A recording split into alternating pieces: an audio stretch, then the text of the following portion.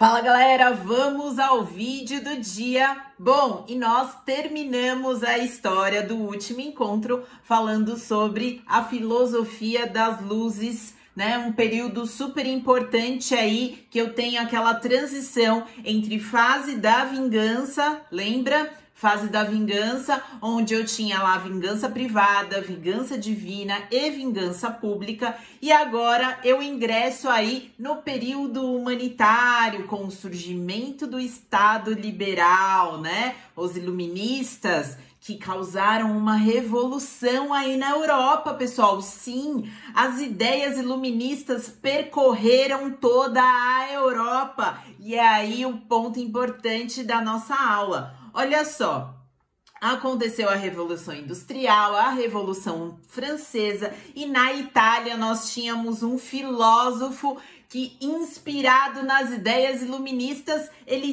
deu origem a uma das obras mais famosas aí do direito penal, que é a obra dos delitos e das penas.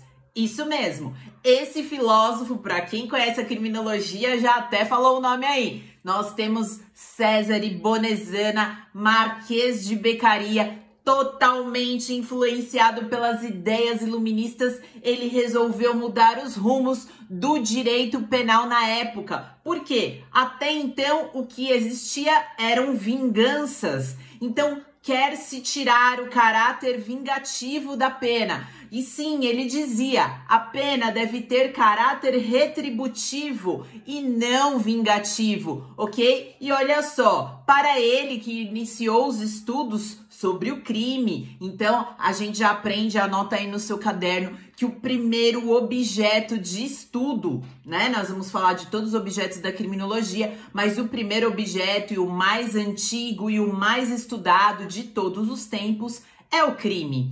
E Bonezana dizia, frase do Bonezana, anota aí, um indivíduo comete crime por que quer? Porque ele possui o livre-arbítrio. Isso mesmo. Então, pessoal, se aparecer alguma coisa na sua prova, lá no texto estiver escrito livre-arbítrio, opa, o seu X vai lá no Cesare Bonezana, o Marquês de Beccaria, que foi o filósofo que, inspirado nas ideias iluministas, mudou os rumos do direito penal na época. Beleza, pessoal? Essas ideias foram parar num livro. Esse livro foi publicado, escrito na cidade de Livorno, aí na Itália, pessoal, e As Escondidas do Rei na época, porque Bonezana corria o risco de ficar sem a cabeça, não é mesmo? Porque ele falou, bom, se os iluministas arriscaram a cabeça para mudar essa história, por que eu não farei igual? E ele fez, ok? Então teve aquela mudança. O que eu tinha no livro? Basicamente o nome do livro, né? Eu tinha os delitos que aconteciam naquela época, os crimes, e tinha-se também as penas aplicadas, ok? E tinha uma discussão, né, do que ele achava correto ou errado. Por exemplo, né, uma coisa que acontecia na época, o magistrado aplicava penas não previstas na lei. O magistrado, o juiz, ele decidia alguma pena que não estava prevista em lei. Então, pera lá, isso está errado, ok? Nas prisões faltam piedade humana, né? Bonezana também dizia isso. E essa falta de piedade humana, as pessoas ficavam com fome, sem água. Ok, é um preso, tá preso, mas ele não pode ser tratado aí dessa forma. Ok? Então, são coisas ditas aí por Bonezana. Por isso, anota aí no seu caderno. Ele ficou conhecido como o apóstolo do direito. Apóstolo do direito. Se cair na sua prova, o seu X vai lá no Cesare Bonezana. Bom, Cesare Bonezana deu início a uma corrente de pensamento chamada escola clássica. Veja bem, pessoal, escola, não quero que vocês imaginem um ambiente, e sim uma ideia, ok? Uma corrente de pensamento, no caso dele como filósofo, uma corrente de pensamento filosófica, ok? Então, ele criou aí a corrente escola clássica, também chamada de escola retribucionista. Isso mesmo, então essa escola tem dois nomes, Isso, anota o segundo nome, porque não é muito comum ser falado, mas se aparecer na prova, você não pode falar que ninguém te disse isso. Então, escola aí retribucionista.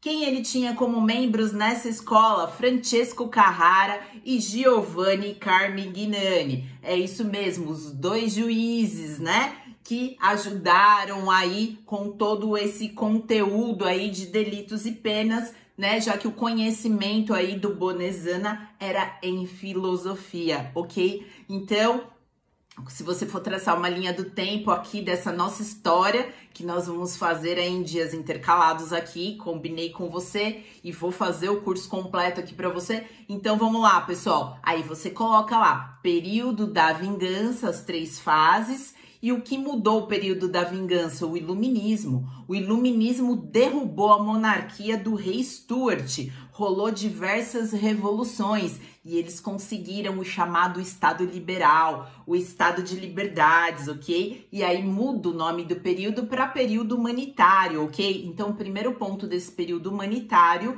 é o iluminismo. E temos já na sequência para o período humanitário também o nascimento da escola clássica, tudo bem? A escola clássica também é legal você anotar, se utilizava-se do método a priorístico, dedutivo, dogmático. E o que significa isso? Tudo que é a priorístico é achismo, né? É sem experimentação científica. Porque a gente vai ver no nosso próximo encontro que tem uma escola científica que nasce no período científico e aí sim eu tenho experimentação. Então, até agora, nós temos o método a priorístico dedutivo, porque parte de dedução, dogmático. Tudo bem? E aí eu vou falar que entre 2 escolas super importantes aí, essa é a primeira, a escola clássica, também tem uma escola de transição quando a ciência começa a aparecer. Mas isso é assunto para nossa próxima aula, pessoal. Bom, se você gostou desse vídeo, já deixa um joinha que isso me ajuda aqui no YouTube. Se você gostou também, segue o canal, porque eu vou colocar vários vídeos sobre a nossa matéria numa sequência. É só acompanhar aí, aula 1, aula 2, aula 3. E se você quiser conhecer o meu curso completo de criminologia com PDF atualizado, acesse o gabaritandocriminologia.com.br e lá você tem acesso ao curso, certo, pessoal? Então, aguardo vocês no nosso próximo encontro. Até mais!